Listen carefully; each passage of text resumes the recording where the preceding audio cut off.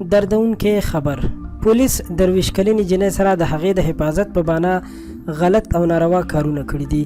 جنۍ اوس په ژړا ژړا په خپل بیان کې څه ویلي دي. دا ویډیو تر اخره وګورئ چې د اصلي حقیقت نه خبر شئ او د جنۍ خبرې واورئ.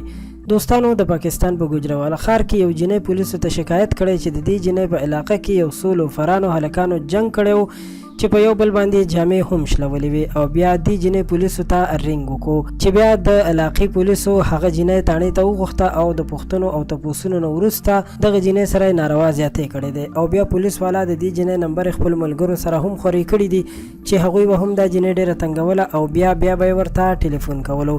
جنۍ په خپلو خبرو کې وایي چې زموږ په علاقه کې د جګړې نه وروسته ما پولیسو ته ټلیفون وکړو چې بیا زه پولیسو وغوښتم او د مبشر په نوم یو پولیس والا را سره ناروا زیاتې وکړو او په زور یې زما عزت سره لوبې وکړې، او بیا د هغې نه وروسته په ما دباو اچول کېدو چې زه خپلې خبرې واپس واخلم او راضینامه وکړم.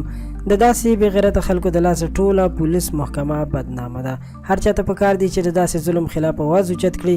دا واقعیت نن سبا ځکه ډېر شوي دي چې هر څوک خراب فلمونه ګوري، د خور لور او پردۍ ښځې تمیز ورک شوی دی، په هر چا سترګې پټې دي چې څنګه خپل شهوت سوړ کړي.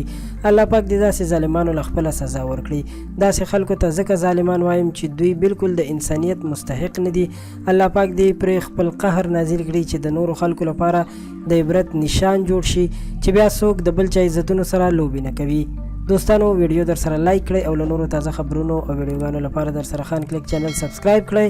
تر بیا مو په الله سپارم. د لوی الله په امان.